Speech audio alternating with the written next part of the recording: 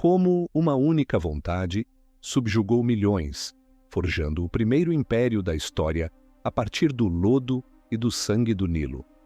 A resposta não está gravada em ouro, mas em osso. A paleta de Narmer, uma relíquia de ardósia com pouco mais de 60 centímetros de altura, celebra o triunfo de um rei, mas esconde o custo real da vitória. Dezenas de milhares de vidas que se tornaram a fundação do primeiro estado do mundo. Textos posteriores sussurram que este primeiro faraó não reinou por 30 anos, mas por 300, e que talvez não fosse inteiramente humano. Antes dele, o Egito era um pântano febril de clãs rivais, um mosaico de aldeias em guerra perpétua. O Alto e o Baixo Egito, a flor de lótus e o papiro, eram inimigos mortais, separados por dialetos, deuses e uma desconfiança ancestral. Eram duas terras presas num ciclo de violência sem fim, até que um homem, ou a ideia de um homem, decidiu que o caos tinha de acabar. Seu nome era Narmer, o Bagre Furioso, um rei do sul cuja ambição era tão vasta quanto o deserto que ladeava seu reino. Narmer não ofereceu paz nem tratados, ele ofereceu o fio da maçã. Suas campanhas não foram batalhas, foram extermínios. A famosa paleta o mostra de pé, imponente, prestes a esmagar o crânio de um chefe inimigo ajoelhado. Esta não é apenas a imagem de um rei, é a certidão de nascimento de um deus na terra. Cada golpe de sua arma não matava apenas um homem, mas destruía um mundo, uma tribo, uma linhagem de deuses locais. Os hieróglifos registram friamente o resultado: 120 mil cativos, 400 mil bois, 1.422.000 bodes. Números que, mesmo que exagerados, pintam um quadro de aniquilação total. Ele não buscava apenas a vitória, buscava a submissão absoluta. Ele precisava quebrar não apenas os corpos de seus inimigos, mas também seus espíritos, sua fé em seus próprios protetores divinos. O poder do faraó precisava ser indiscutível, uma força da natureza tão inevitável quanto a inundação anual do Nilo. Para consolidar esse poder nascido da carnificina, Narmer e seus sucessores imediatos criaram uma ideologia poderosa. O rei não era mais um mero líder tribal, era a encarnação viva do deus falcão, Horus. Seus inimigos não eram adversários políticos, eram as forças do caos, inimigos da ordem cósmica, que precisavam ser erradicados. As execuções em massa tornaram-se espetáculos rituais, sacrifícios para apaziguar os deuses e aterrorizar os mortais. As primeiras mastabas, as tumbas retangulares que precederam as pirâmides, eram cercadas por sepulturas de servos, esposas e guardas sacrificados para acompanhar seu mestre na vida após a morte. Você consegue imaginar o terror de ser escolhido para morrer, não por um crime, mas pela honra de servir a um cadáver? A fundação do Egito não foi assentada sobre pedras, mas sobre a crença de que a vida de um homem, o faraó, valia mais do que a de todos os outros juntos. Essa foi a primeira e talvez a mais duradoura de todas as invenções egípcias. A unificação não foi um ato único, mas um processo brutal que durou gerações. Cada revolta no delta do Nilo era esmagada com uma ferocidade exemplar. Cidades inteiras eram incendiadas, suas populações massacradas ou escravizadas. Os faraós da primeira e segunda dinastias governaram com um punho de ferro envolto em linho sagrado. Eles estabeleceram a capital em Mênfis, um ponto estratégico entre o Alto e o Baixo Egito, um lugar de onde poderiam controlar o pulso da nação recém-formada. A burocracia começou a tomar forma não para servir ao povo, mas para contá-lo, taxá-lo e recrutá-lo para as minas, para os exércitos e para os projetos de construção do rei. A escrita, antes uma ferramenta para registrar o comércio, tornou-se uma arma para proclamar a glória real e registrar as listas de inimigos aniquilados. A história começou a ser escrita, não como ela aconteceu, mas como o faraó desejava que fosse lembrada. A crueldade primitiva de Narmer foi o alicerce, mas para construir uma civilização que durasse milênios, era preciso algo mais do que medo. Era preciso admiração, um símbolo tão avassalador que silenciasse qualquer dúvida sobre a divindade do governante. O sangue seca, as memórias das batalhas se desvanecem, mas a pedra permanece. Era necessário um monumento que falasse não aos homens, mas aos deuses e à própria eternidade. Um rei precisava de uma tumba que não fosse apenas um lugar de descanso, mas uma escada para as estrelas, uma máquina de ressurreição. A violência havia unido o Egito, mas apenas a arquitetura poderia torná-lo eterno. O poder conquistado pela espada precisava ser petrificado, transformado em uma paisagem de reverência e temor. A massa de Narmer havia silenciado a terra. Agora era hora de fazer o céu se curvar. A força bruta havia criado um reino, mas para governar um país unificado, era necessária uma ideia capaz de subjugar milhões, uma ideia que pudesse ser personificada em pedra. Foi então que um homem chamado Imhotep, um plebeu de intelecto divino, aproximou-se do seu rei, o faraó Djoser, com uma proposta que beirava a blasfêmia.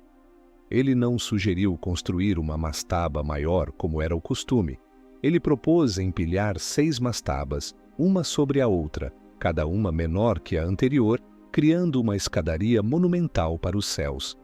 Um caminho pelo qual a alma do rei pudesse ascender diretamente para se juntar às estrelas imperecíveis. Era um conceito tão radical, tão audacioso, que poderia ter custado a vida de qualquer outro. Mas Djoser viu na visão de Imhotep não apenas uma tumba, mas um manifesto. Se o faraó era um deus, seu lugar de descanso não poderia ser feito de tijolos de barro e madeira, materiais perecíveis da vida mortal. Tinha que ser construído com o material da própria eternidade, a pedra. E assim, no platô desértico de Saqqara, começou a maior revolução da história da humanidade. A Era da Pedra havia começado. O desafio era titânico. Até aquele momento, a pedra era usada apenas em pequenas quantidades, para umbrais de portas ou vasos. Ninguém jamais havia concebido ou construído uma estrutura inteiramente de pedra em tal escala. Imhotep não era apenas um arquiteto. Ele era um inventor, um engenheiro, um mestre de logística e um administrador implacável. Ele teve que inventar as técnicas para extrair blocos de calcário de toneladas das pedreiras, para transportá-los por quilômetros através do deserto e do rio, e para erguê-los com precisão milimétrica, usando apenas cordas, rampas e a força bruta de dezenas de milhares de homens. A construção da pirâmide de degraus foi um pesadelo logístico. Imagine o som, o ranger das cordas, os gritos dos capatazes, o estalar de ossos e o som incessante de martelos e cinzéis. Cada bloco era uma vida de trabalho, cada camada da pirâmide, um cemitério de trabalhadores. Imhotep não construiu apenas um monumento, ele criou o primeiro grande projeto estatal da história, mobilizando e organizando a mão de obra de toda uma nação para servir à ambição de um único homem. A pirâmide de Djoser era mais do que uma tumba. Era um complexo funerário, uma cidade em miniatura para os mortos, cercada por um muro de 10 metros de altura e mais de 1,5 km de comprimento. Dentro, havia pátios para festivais, templos para rituais e capelas para deuses menores. Havia até mesmo uma pista de corrida simulada, onde o espírito do faraó poderia realizar o ritual do Heb-Sed, uma cerimônia de rejuvenescimento por toda a eternidade. Imhotep recriou o Palácio Real em pedra, mas o fez no subsolo, sob a pirâmide, um labirinto de túneis e câmaras projetado para proteger o corpo do rei e confundir os ladrões de túmulos. Foi um ato de subjugação da natureza, uma declaração de que a vontade do faraó podia reordenar a paisagem e desafiar a própria morte. A pirâmide não se erguia silenciosamente. Ela gritava para o mundo: aqui jaz um Deus, e seu poder é eterno. O sucesso de Imhotep o transformou em uma lenda. Ele, um homem que não nasceu na realeza, tornou-se o segundo homem mais poderoso do Egito, o sumo sacerdote de Heliópolis, o vizir do faraó. Após sua morte, a memória de sua genialidade era tão grande que ele foi gradualmente deificado. 1500 anos depois, os gregos o identificariam com seu próprio deus da medicina, Asclépio.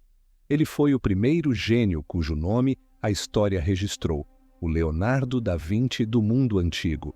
Mas seu verdadeiro legado não foi apenas a pirâmide, foi o sistema que ele criou para construí-la. Ele aperfeiçoou a burocracia, a organização do trabalho, a extração de recursos. Ele transformou o Egito em uma máquina afinada, cujo único propósito era servir às ambições arquitetônicas do faraó. A Revolução de Pedra de Imhotep deu aos reis do Egito uma nova e terrível ferramenta de poder: a capacidade de mobilizar toda a nação para projetos que não traziam nenhum benefício prático, exceto a glorificação do próprio governante. A semente plantada por Imhotep floresceu de maneira espetacular e aterrorizante na quarta dinastia. Os faraós que se seguiram não queriam apenas uma escada para o céu, eles queriam uma montanha artificial, uma representação geométrica perfeita do monte primordial de onde o mundo emergiu. Snefru, o primeiro rei da quarta dinastia, foi o maior construtor de pirâmides de todos. Ele não construiu uma, mas 3 pirâmides gigantescas, experimentando com o design e a engenharia. A pirâmide curvada em Dashur, com sua mudança abrupta de ângulo, é um testemunho de uma crise de construção que quase levou ao desastre. A pirâmide vermelha, a primeira pirâmide verdadeira de faces lisas, é seu triunfo. Snefru usou mais pedra do que qualquer outro faraó, mais até do que seu filho, Quéops, na Grande Pirâmide. Ele transformou o Egito num vasto canteiro de obras, esgotando recursos e homens numa escala sem precedentes. Ele estabeleceu o padrão. A grandeza de um rei era medida pelo tamanho de sua tumba, um padrão perigoso que levaria o Império Antigo ao seu apogeu e, em seguida, à sua ruína. O filho de Snefru, Khufu, que conhecemos pelo nome grego Quéops, herdou não apenas o trono, mas também a obsessão de seu pai. Ele escolheu um novo local, o Platô de Gizé, e ali ergueu o monumento mais famoso da história da humanidade. A Grande Pirâmide não é apenas grande, é assustadoramente perfeita. Suas faces estão alinhadas com os pontos cardeais com uma precisão que os engenheiros modernos teriam dificuldade em replicar. Seus mais de 2 milhões de blocos de pedra, alguns pesando mais de 80 toneladas, são encaixados com uma exatidão que mal permite a passagem de uma lâmina de faca. Por quase 4.000 anos, foi a estrutura mais alta do mundo. O que sentiria você, de pé, na base de uma pirâmide construída sobre os ossos de 100.000 pessoas? O historiador grego Heródoto escreveu que Quéops era um tirano que fechou os templos e forçou seu povo a trabalhar em sua tumba, que até prostituiu sua própria filha para arrecadar fundos. Embora provavelmente seja um exagero, reflete uma verdade mais profunda.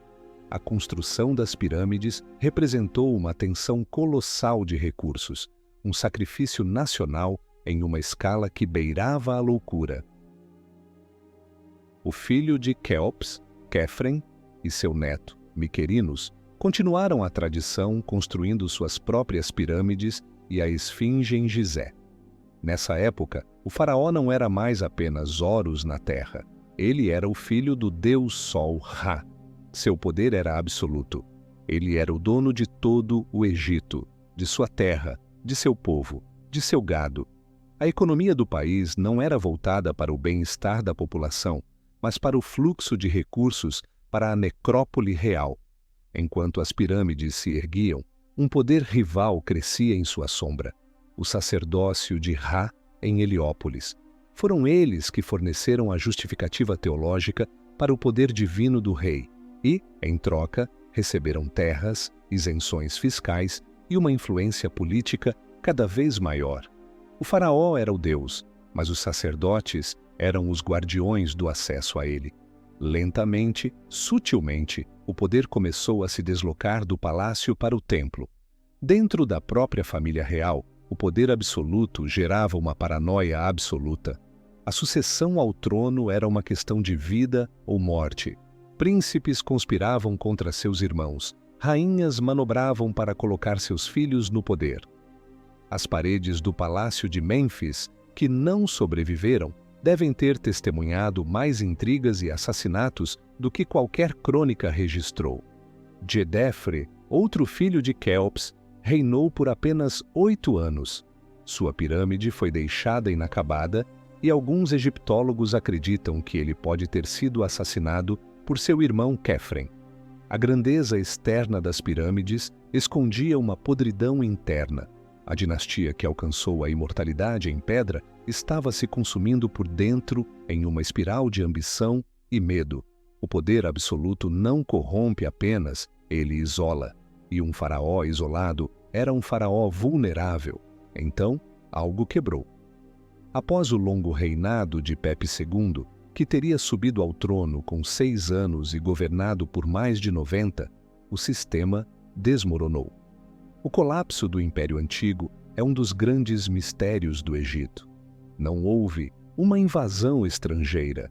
O poder central simplesmente se desintegrou.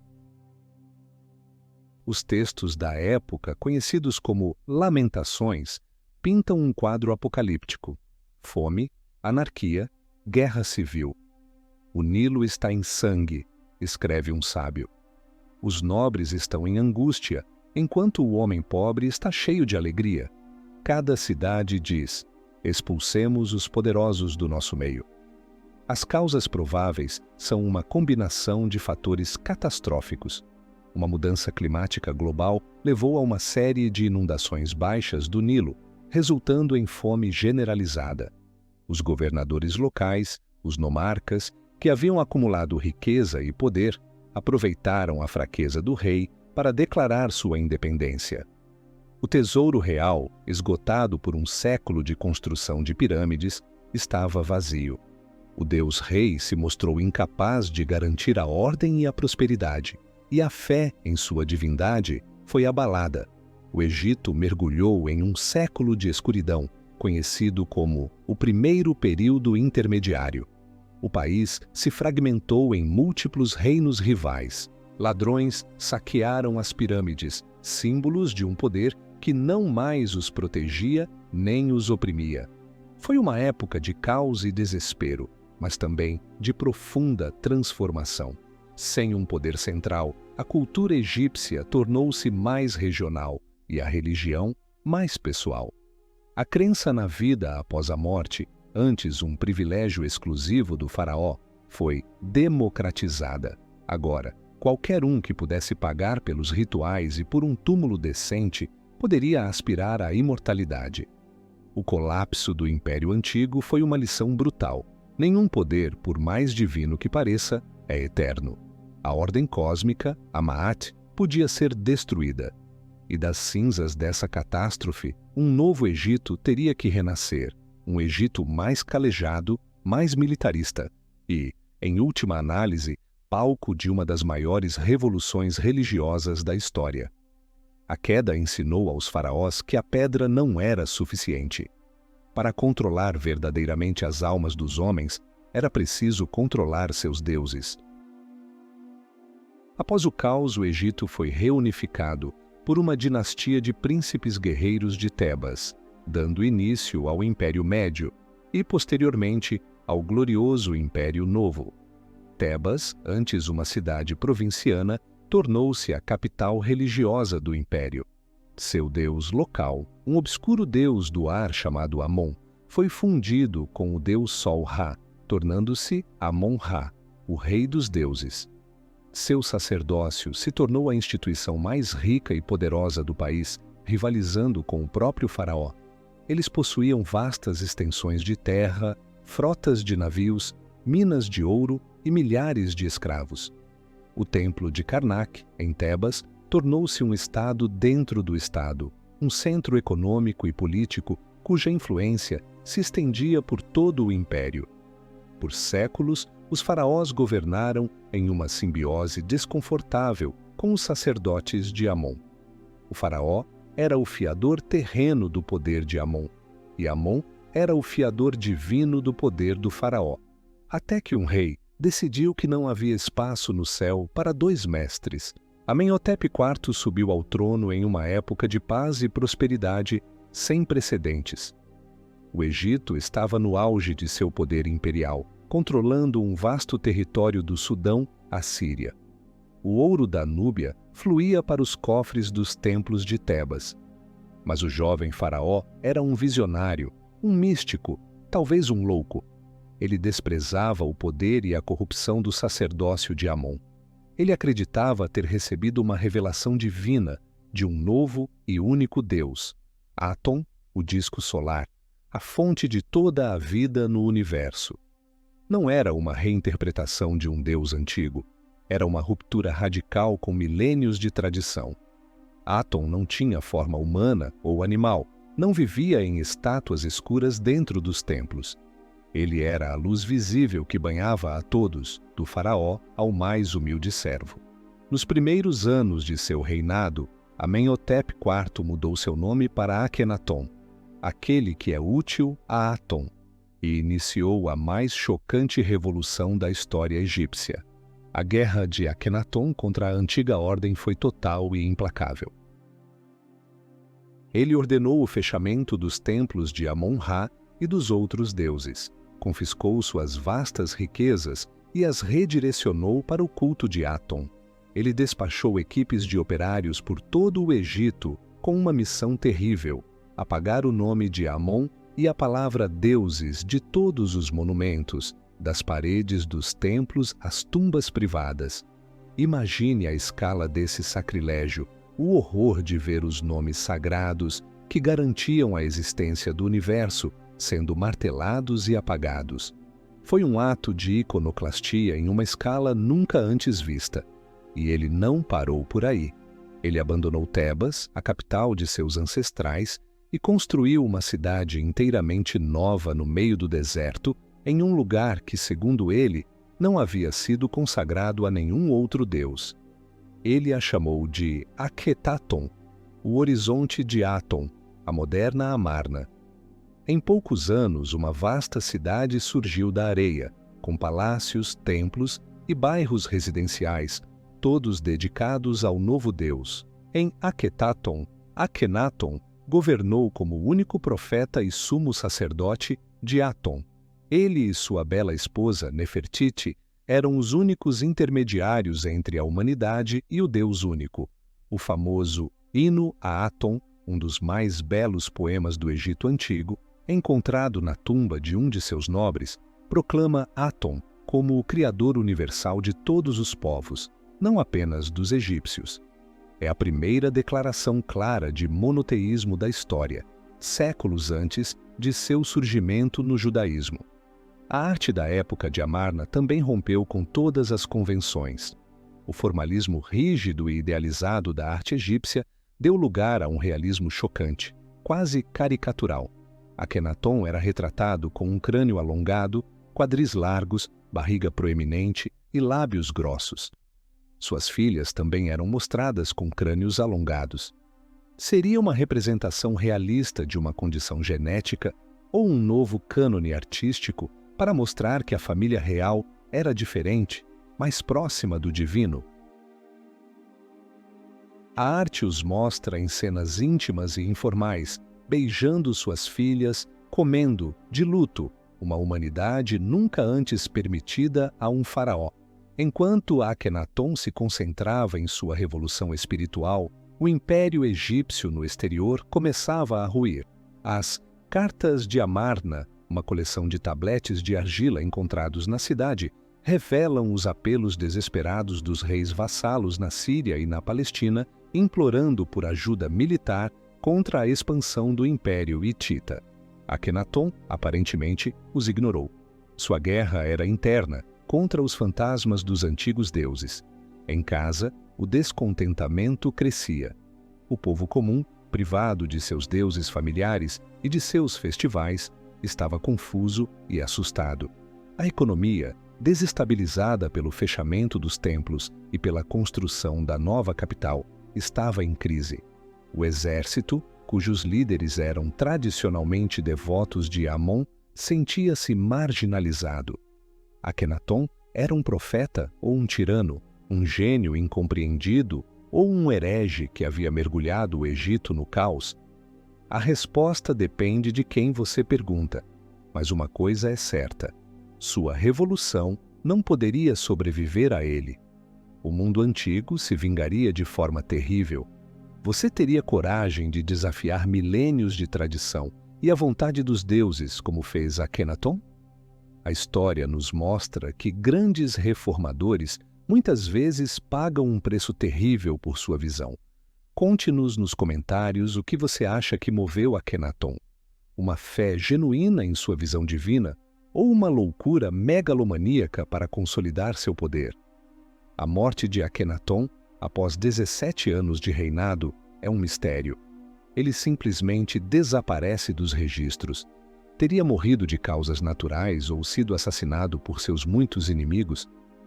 O que se seguiu foi um período de caos e luta pelo poder. Um faraó obscuro chamado Smenkhkare, talvez um irmão ou filho de Akenaton, reinou por um breve período e pode ter tentado uma reconciliação com o sacerdócio de Amon. Mas ele também desapareceu rapidamente. O palco estava montado para a restauração e os arquitetos dessa vingança precisavam de um rosto, um símbolo real para legitimar seu golpe.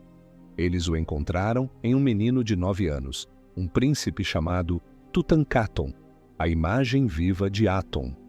Ele era a ferramenta perfeita, jovem, maleável e com sangue real correndo em suas veias. Por trás do trono do rei menino estavam os verdadeiros governantes do Egito, os homens que haviam sobrevivido à heresia de Amarna e esperavam sua chance. O primeiro era o vizir Ai, um cortesão idoso e astuto que havia servido sob Akenaton, mas cuja lealdade à revolução era, na melhor das hipóteses, superficial. O segundo e mais poderoso era o general Horemheb, o comandante do exército, um homem pragmático e implacável que via a heresia de Aton como uma fraqueza que havia custado caro ao império. Juntos, eles orquestraram o retorno do Egito à ortodoxia. O primeiro passo foi simbólico, mas crucial. O jovem rei abandonou o nome de seu nascimento e se tornou Tutankhamon, a imagem viva de Amon. A corte real abandonou a cidade amaldiçoada de Akhetaton, deixando-a para ser engolida pela areia do deserto, e retornou a Mênfis e Tebas. A restauração havia começado. A vingança do sacerdócio de Amon foi tão sistemática quanto a revolução de Akhenaton havia sido. Um decreto emitido em nome de Tutankhamon descreve um país em ruínas. Os templos dos deuses e deusas caíram em ruínas. Seus santuários estavam desertos. Suas capelas eram um monte de entulho. A terra estava doente. O decreto ordena a reabertura de todos os templos, a restauração de seus cultos e a devolução de suas riquezas. Foi uma capitulação total. O poder do sacerdócio de Amon foi restaurado e ampliado. Mas a restauração não foi pacífica. Foi uma caça às bruxas. O nome de Akhenaton foi declarado anátema. Ele se tornou o inimigo de Akhetaton, o herege. Seus monumentos foram desmantelados, suas estátuas quebradas, seu nome e o de sua família foram metodicamente apagados dos registros reais, uma tentativa de condená-los à inexistência eterna, a pior maldição para um egípcio. Tutankhamon reinou por cerca de uma década, morrendo misteriosamente por volta dos 19 anos. Por muito tempo, suspeitou-se que ele havia sido assassinado. Exames modernos em sua múmia sugerem que ele era um jovem frágil, sofrendo de várias doenças congênitas, provavelmente resultado de gerações de casamentos endogâmicos na família real. Ele tinha um pé torto e provavelmente precisava de uma bengala para andar. Uma fratura grave na perna, que infeccionou, combinada com um surto de malária, parece ser a causa mais provável de sua morte. No entanto, sua morte prematura e sem herdeiros abriu caminho para seus protetores. O vizir Ai, já em idade avançada, casou-se com a jovem viúva de Tutankhamon, Ankhesenamun, e reinou por breves 4 anos. Após sua morte, o poder finalmente caiu nas mãos daquele que o desejava desde o início, o general Horemheb. Horemheb, agora faraó, completou a erradicação do período de Amarna. Ele usurpou os monumentos de Tutankhamon e Ai, apagando seus nomes e colocando o seu. Ele instituiu uma campanha de damnatio memoriae contra Akhenaton, Smenkhkare, Tutankhamon e Ai, removendo-os das listas oficiais de reis como se nunca tivessem existido. A ironia da história é espetacular. Por ter sido apagado dos registros, o túmulo de Tutankhamon, modesto para os padrões reais e provavelmente construído às pressas, foi esquecido. Durante a construção da tumba de um faraó posterior, Ramsés VI, a entrada da tumba de Tutankhamon foi coberta por cabanas de operários e detritos, selando-a e protegendo-a dos ladrões por mais de 3.000 anos. O rei menino, cuja vida foi uma nota de rodapé trágica no drama de Amarna, estava destinado a uma fama póstuma maior do que a de qualquer outro faraó, tornando-se o símbolo eterno do Egito Antigo. Sua obscuridade foi sua salvação. O esquecimento que seus inimigos lhe impuseram garantiu sua imortalidade. A dinastia de Horemheb, que ele fundou, deu lugar à talvez mais famosa de todas as dinastias, a 19ª, cujo maior expoente se tornaria o padrão pelo qual todos os outros faraós seriam julgados. Seu nome ecoaria através dos tempos como sinônimo de poder, ambição e uma genialidade para a autopromoção nunca antes vista. Ele não queria apenas restaurar a glória do Egito, ele queria superá-la, gravar seu nome em cada pedra do império e garantir que ninguém, nem os homens, nem os deuses, jamais o esquecesse. Ele era Ramsés II, mais tarde conhecido como Ramsés, o Grande. Ele não era um revolucionário como Akhenaton. Era um mestre da tradição, mas a usava para criar um culto à personalidade que faria o de seus predecessores parecer modesto. Seu reinado foi uma obra-prima de propaganda. Ramsés II subiu ao trono como um jovem ambicioso, determinado a restaurar o prestígio militar do Egito, que havia sido negligenciado durante a Era de Amarna. Seu maior desafio veio do ressurgente Império Hitita, na Anatólia. No 5º ano de seu reinado, Ramsés liderou um vasto exército para a Síria para confrontar o exército hitita perto da cidade de Kadesh. A batalha foi um desastre tático para os egípcios. Enganado por espiões hititas, Ramsés avançou com uma parte de seu exército e caiu em uma emboscada. Sua vanguarda foi aniquilada e o próprio faraó foi cercado. De acordo com seus próprios relatos, em um ato de desespero e bravura, ele invocou seu pai divino, Amon, e liderou pessoalmente um contra-ataque que salvou o dia e permitiu que o exército egípcio se retirasse em ordem. Na realidade, a batalha foi, na melhor das hipóteses, um empate sangrento, com pesadas perdas para ambos os lados. Kadesh permaneceu sob controle hitita. Para qualquer outro faraó, teria sido um revés embaraçoso. Para Ramsés, foi a maior oportunidade de sua vida. Ao retornar ao Egito, Ramsés transformou o fiasco militar na maior vitória da história. Ele ordenou que a história de sua bravura pessoal em Kadesh fosse esculpida nas paredes de todos os principais templos do Egito e da Núbia. As representações o mostram como um super-homem, quase sozinho, massacrando hordas de hititas, seu carro de guerra passando por cima dos inimigos caídos. O Poema de Pentaur, um épico que narra seus feitos, foi copiado e exibido publicamente. Ele não apenas contou sua versão da história, ele a tornou a paisagem oficial do Egito. Por gerações, qualquer egípcio que entrasse em um templo veria a prova inegável da divindade e do poder marcial de seu rei. Ramsés entendeu uma verdade fundamental do poder. Não é a realidade que importa, mas a percepção dela. Ele foi o primeiro grande propagandista da história, e sua campanha foi um sucesso retumbante. A paz com os hititas foi eventualmente alcançada, não no campo de batalha, mas na mesa de negociações. Cerca de 16 anos após a Batalha de Kadesh, Ramsés e o rei hitita Hattusili III assinaram o que é hoje considerado o primeiro tratado de paz da história.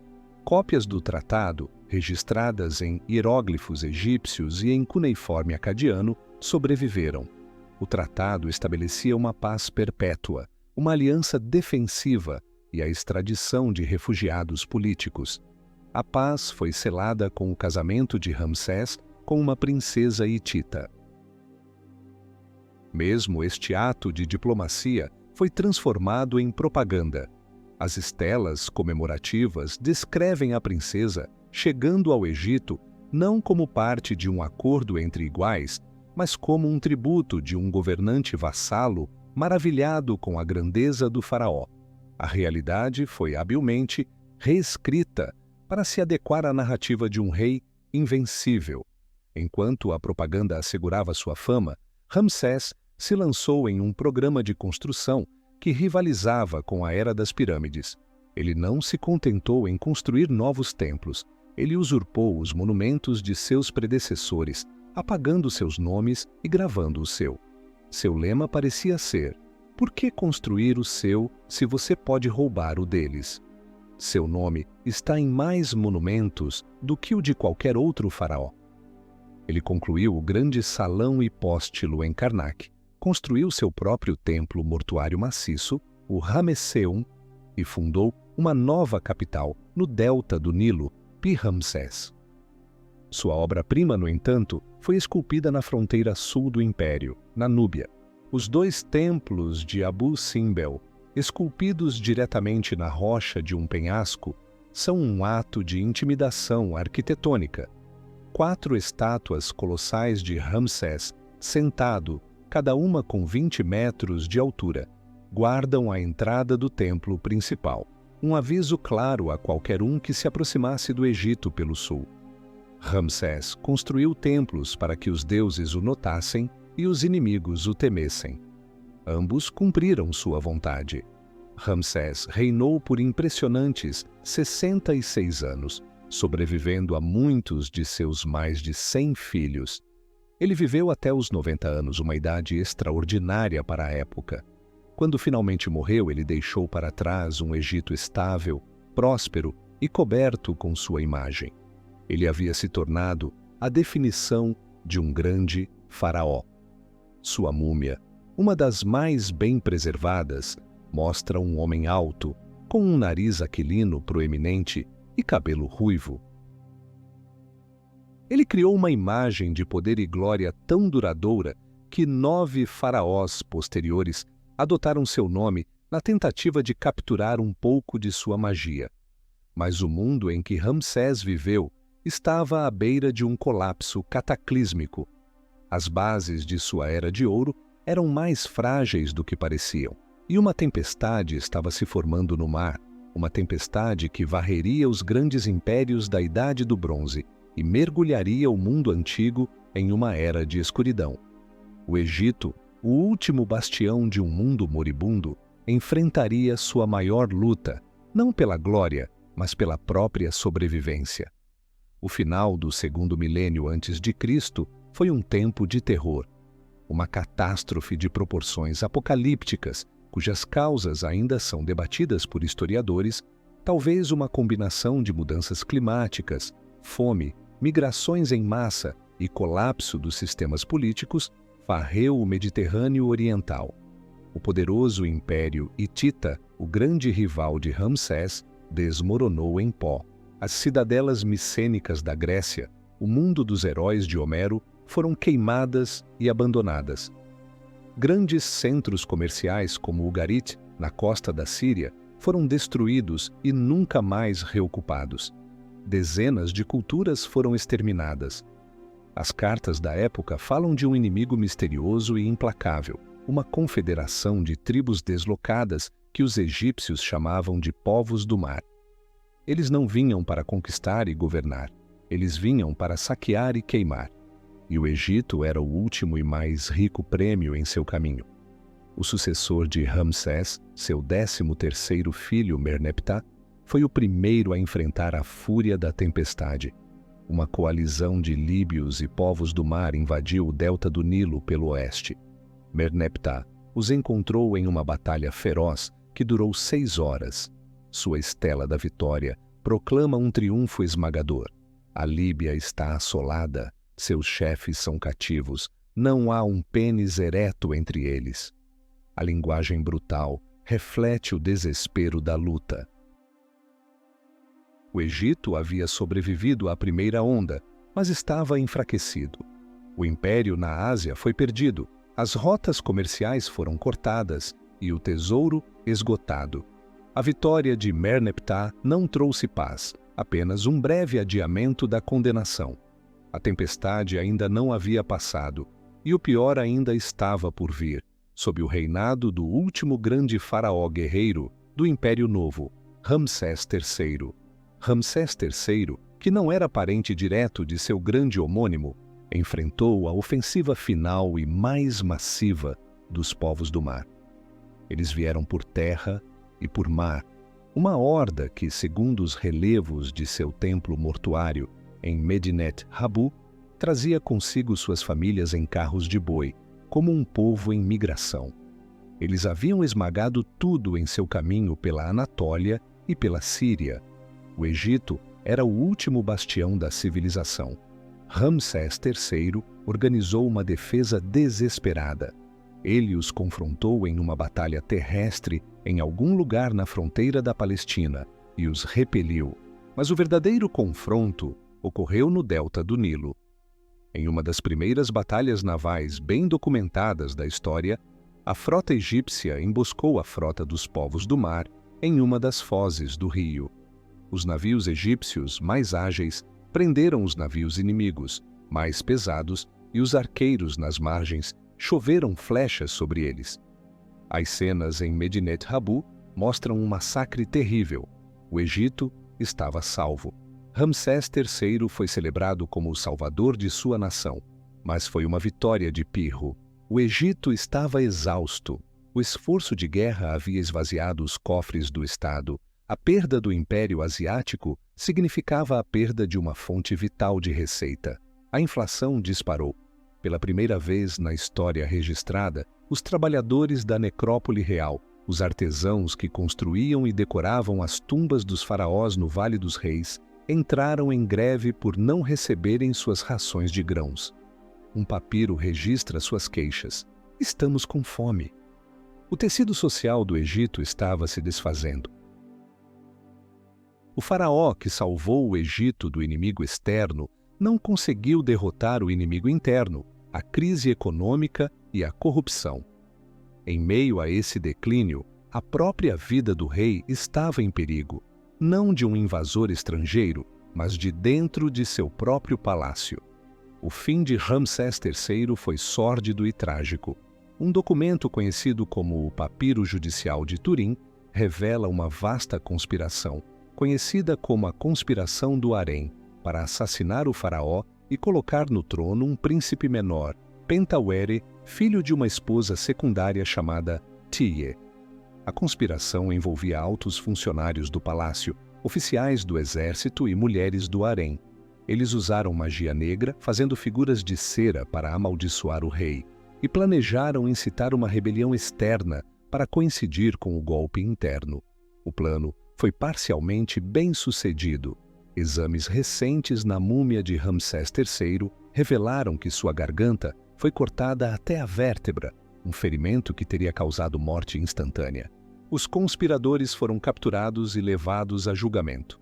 Muitos foram condenados a cometer suicídio, incluindo o príncipe Pentawere. O Egito sobreviveu aos povos do mar, mas o assassinato de seu rei marcou o fim de uma era. O Império Novo estava efetivamente morto. O Egito entrou em um longo e lento declínio, um gigante ferido, uma sombra de seu antigo eu, esperando pelos próximos conquistadores. A história dos faraós é uma crônica de poder, glória e sobrevivência contra todas as probabilidades. Mas ela nos força a confrontar uma questão desconfortável sobre a natureza do poder. O que é mais admirável? A capacidade de construir maravilhas que duram milênios ou a resiliência para defender sua civilização de um apocalipse? Deixe sua opinião nos comentários. Você se orgulharia mais de um líder que é um grande construtor como Quéops ou de um defensor implacável como Ramsés III? Pelos 800 anos seguintes, o Egito foi uma sombra de sua antiga glória. O país se fragmentou novamente, governado por dinastias de líbios e núbios. Tornou-se um prêmio disputado por impérios ascendentes. Os assírios o saquearam com uma brutalidade chocante. Os persas o incorporaram como uma província rebelde. A era dos faraós nativos estava terminando. A grandeza do Egito agora residia em seu passado, não em seu presente. E então, em 332 a.C., um novo conquistador chegou, vindo do oeste. Um jovem macedônio, brilhante e implacável, que já havia esmagado o Império Persa. Seu nome era Alexandre. Para os egípcios, cansados do domínio persa, ele não era um invasor, era um libertador. Em vez de resistir, eles o acolheram e o coroaram faraó. Em uma jogada de gênio político, Alexandre viajou para o oásis de Siwa, no deserto, para consultar o oráculo de Amon, que o declarou filho do deus. Alexandre, o grego, tornou-se o legítimo herdeiro dos faraós. Alexandre não ficou muito tempo no Egito, mas sua passagem mudou o país para sempre. Na costa do Mediterrâneo, ele fundou uma cidade que levaria seu nome, Alexandria, destinada a se tornar o maior centro intelectual e cultural do mundo helenístico, lar da famosa biblioteca e do farol, uma das 7 maravilhas do mundo antigo. Após a morte prematura de Alexandre, seu vasto império foi dividido entre seus generais. O Egito coube a Ptolomeu, um amigo de infância e um de seus comandantes mais confiáveis. Ptolomeu e seus descendentes governaram o Egito por quase 300 anos como a dinastia ptolemaica. Eram faraós gregos que falavam grego e governavam a partir de Alexandria, uma cidade essencialmente grega. No entanto, eles foram inteligentes o suficiente para se apresentarem ao povo egípcio como faraós tradicionais. Eles construíram templos magníficos no estilo egípcio, como os de Dendera e Edfu, e se retrataram nos relevos como adoradores dos deuses egípcios.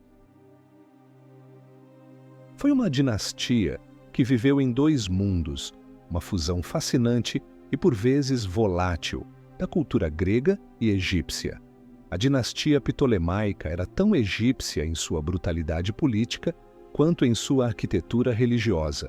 Irmão se casava com irmã, e a luta pelo trono era uma saga sangrenta de assassinatos, envenenamentos e conspirações. A última governante desta dinastia e a última faraó do Egito foi a mulher mais famosa do mundo antigo, Cleópatra VII. Ela não era egípcia de sangue, era puramente grega macedônia.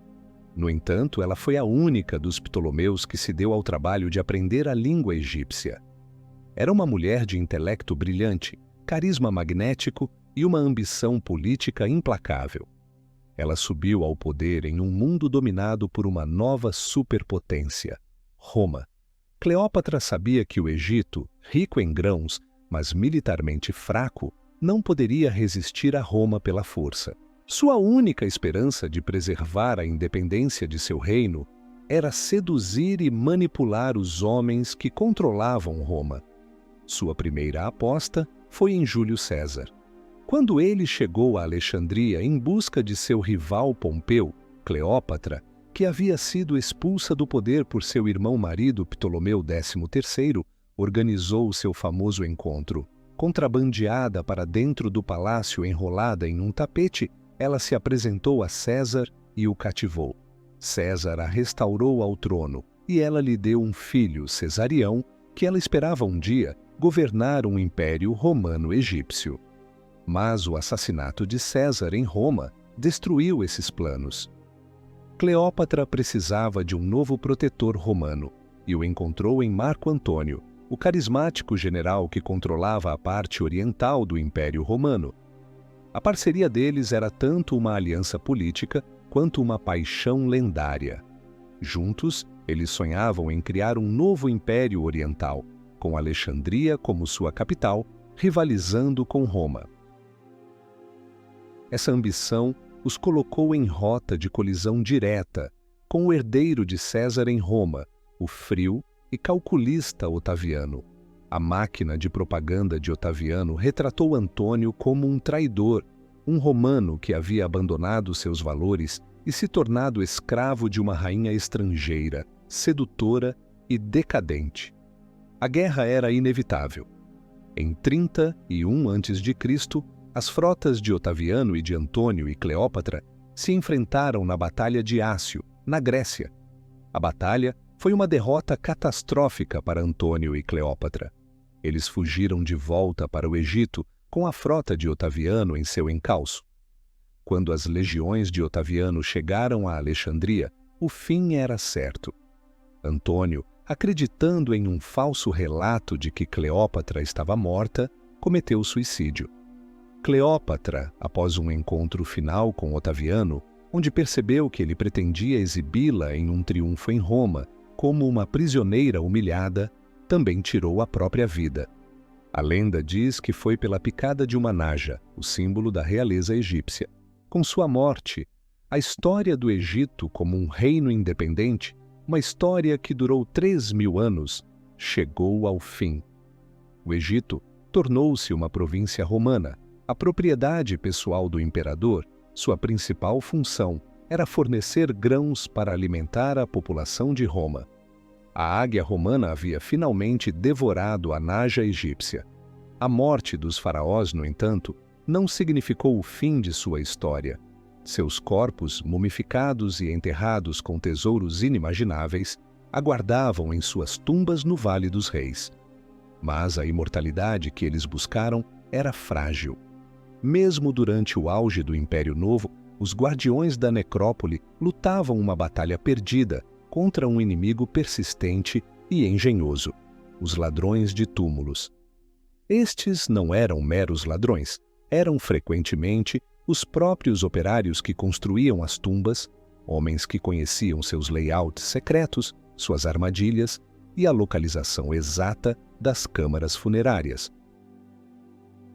Aldeias inteiras, como a moderna Kurna, viviam da mineração de seu passado glorioso, uma indústria que florescia na corrupção e na pobreza. O Vale dos Reis não era uma cidade silenciosa dos mortos, era um campo de caça noturno. Papiros da 20ª dinastia, registrando os interrogatórios de ladrões capturados, nos dão um vislumbre vívido deste submundo.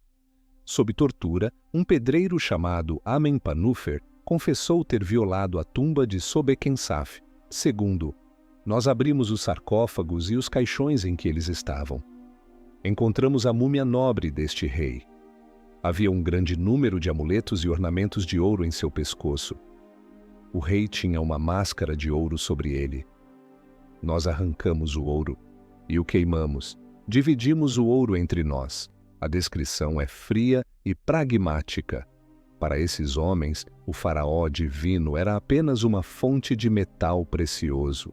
A profanação não era apenas um roubo, era um ato de aniquilação, pois a destruição do corpo e do nome do falecido significava sua segunda morte, a extinção na vida após a morte. Diante desse saque sistemático, e da incapacidade do Estado em proteger as tumbas, os sumos sacerdotes de Amon em Tebas, durante a fraca 21ª dinastia, tomaram uma medida desesperada e sem precedentes. Eles lançaram uma operação secreta para salvar os corpos de seus antigos soberanos. Sob o manto da noite, equipes de sacerdotes de confiança entraram nas tumbas violadas do Vale dos Reis. Eles reuniram o que restava das múmias dos maiores faraós da história do Egito: Tutmés III, o Napoleão do Egito, Seti I, pai de Ramsés, o Grande, e o próprio Ramsés. Eles as despiram de seus últimos vestígios de ouro para evitar atrair mais ladrões. Reembrulharam-nas em novos invólucros de linho, etiquetaram-nas com hieróglifos que identificavam quem eram e as moveram de um esconderijo para outro. Esta não foi apenas uma operação de resgate, foi o reconhecimento de uma falha nacional, a admissão de que o Estado faraônico não podia mais cumprir seu dever mais sagrado: proteger o corpo do rei. Imagine a cena: sacerdotes carregando os corpos de deuses mortos através do deserto escuro, olhando por cima do ombro, com medo de serem descobertos. Era um funeral para a própria ideia do poder faraônico.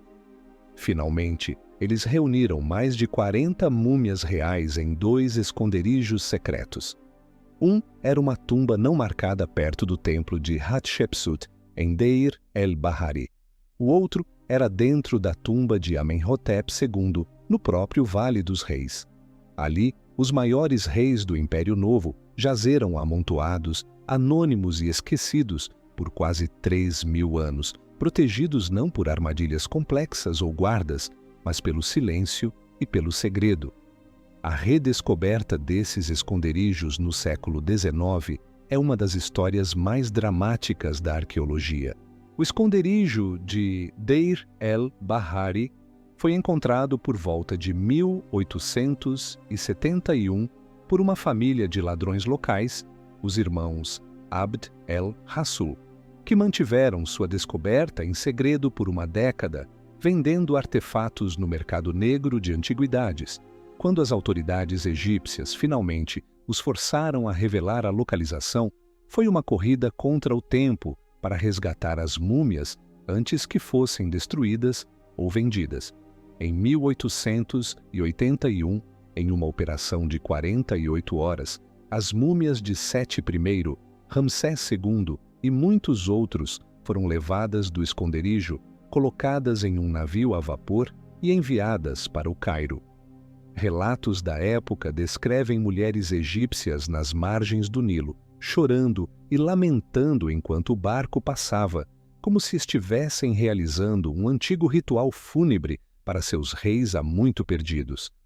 A segunda vida das múmias, como objetos de curiosidade científica e fascínio público, havia começado. Os faraós estavam mortos, seus impérios em ruínas, suas tumbas saqueadas, mas o conceito de poder que eles criaram estava longe de morrer. Em 1798, um novo Alexandre, Napoleão Bonaparte, invadiu o Egito. Sua expedição não era apenas militar. Ele trouxe consigo mais de 150 cientistas, artistas e estudiosos para documentar as maravilhas do Egito antigo e moderno. A publicação resultante, a Description de l'Égypte, revelou a grandeza do Egito faraônico a uma Europa fascinada. Foi o início da egiptomania. A descoberta da Pedra de Roseta por um dos soldados de Napoleão e sua posterior decifração por Jean-François Champollion em 1822-2 finalmente destravaram a linguagem dos faraós, permitindo que as pedras falassem pela primeira vez em quase 2 milênios. O Egito não era mais um mistério silencioso. Era uma civilização que podia contar sua própria história. A decifração dos hieróglifos desencadeou uma corrida frenética pela aquisição de antiguidades egípcias. Diplomatas, aventureiros e colecionadores europeus competiam para saquear tumbas e templos, enviando obeliscos, estátuas e sarcófagos para decorar as capitais da Europa. O obelisco na Praça da Concórdia, em Paris, a agulha de Cleópatra, em Londres, e outra em Nova York, são testemunhas dessa era de pilhagem cultural. O Egito, demasiado fraco para proteger seu próprio patrimônio, assistiu impotente enquanto seu passado era levado para o exterior. Essa expoliação criou um legado de controvérsia que perdura até hoje. O Egito moderno luta pela repatriação de seus tesouros mais icônicos. A Pedra de Roseta, ainda a peça central do Museu Britânico em Londres, e o busto de Nefertiti, a atração principal do Neues Museum em Berlim. A questão permanece: a quem pertence o passado? O clímax da egiptomania veio em 1922, com a descoberta da tumba de Tutankhamon pelo arqueólogo britânico Howard Carter. O fato de a tumba estar praticamente intacta, com seus tesouros deslumbrantes, criou uma sensação mundial. A maldição do faraó, uma invenção da imprensa para aumentar as vendas de jornais após a morte misteriosa do patrocinador da escavação, Lord Carnarvon, apenas aumentou o fascínio. Tutankhamon, o rei menino esquecido, tornou-se o faraó mais famoso de todos. Seu rosto, imortalizado em sua máscara funerária de ouro, o símbolo definitivo do Egito Antigo. A descoberta marcou uma virada. Foi a primeira grande escavação em que o governo egípcio, recém-independente, insistiu que os tesouros permanecessem no país, formando o núcleo do Museu Egípcio no Cairo. Mas o legado dos faraós vai muito além dos artefatos em museus. A própria ideia do faraó, um líder absoluto, um deus na terra, cuja vontade é a lei e cujo rosto adorna cada monumento, provou ser um modelo de poder perigosamente sedutor. De imperadores romanos que se declaravam deuses a monarcas europeus que reivindicavam o direito divino, a sombra do faraó pairou sobre a história do poder. Arquitetos de regimes totalitários do século XX, com seus desfiles militares, sua propaganda monumental e seu culto à personalidade, nada mais fizeram do que ecoar as técnicas de Ramsés II. A ideia de que o Estado tem o direito de mobilizar toda a população para projetos grandiosos que glorificam o líder, seja construindo uma pirâmide ou uma barragem, é uma herança direta do sistema criado por Imhotep. Os faraós não inventaram apenas a pedra como material de construção. Eles inventaram o próprio Estado como uma máquina de controle. Hoje, vivemos em um mundo que, em muitos aspectos, ainda é governado pelos fantasmas do Nilo. Sua arquitetura inspira edifícios em Las Vegas e cemitérios. Seus símbolos, como o olho de Horus, aparecem na cultura pop. Suas múmias são objetos de estudo científico que revelam segredos sobre dieta, doenças e genética antigas. Mas o seu legado mais profundo e perturbador é político. Eles foram os primeiros a demonstrar que o poder, quando envolto em divindade e expresso em uma escala monumental, pode convencer milhões a sacrificar sua liberdade e até mesmo suas vidas pela glória de um único homem. A maldição dos faraós não é uma magia antiga que emana de suas tumbas, mas a ideia duradoura de que o poder absoluto é não apenas possível, mas desejável.